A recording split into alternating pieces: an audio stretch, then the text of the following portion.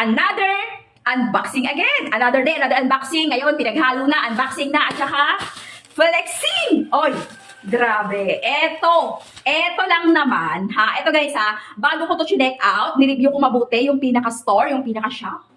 Eto, ang nakakaiyak na buy one, take one na t-shirt. Grabe, eto ako naman problema kayo ng mga pang-inner, ng mga estudyante nyo guys. Eto na ang sagot pang-inner ng estudyante natin, mga pangga ko. Syempre, babe, hindi naman po pwedeng nakapolo lang ang ating mga estudyante. Kailangan mga bossing ko, may inner yan. Ang kagandahan sa kanya, so, super comfy, hindi to mainit sa katawan. Tapos, ang gustong-gusto ko sa kanya, ang tahi. Ang tahi. Grabe. Doble ang tahi, doble ang tahi. Pakita ko sa malapitan. Look at that tahe. Ito ang tahe doble. Sa mismong neck, doble ang tahe.